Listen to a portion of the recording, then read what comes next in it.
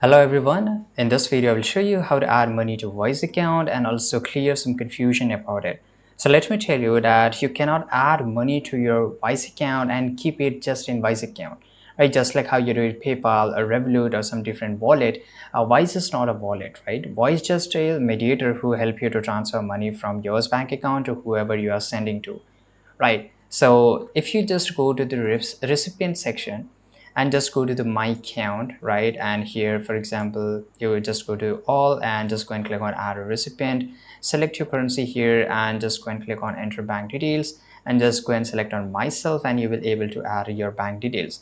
And now you can use these bank details to send money to whoever you want, right? So you can just go to the search Wise, you will able to add your here the email address to whoever you are sending, and automatically you will able to send the money. So Wise is pretty fast. It can just help you to transfer money from your bank account to whoever you are sending in just few seconds, right? So Wise is not a wallet, you cannot keep it in, you can just use it to transfer money, right? I hope you found this video very informative, and if you did, subscribe.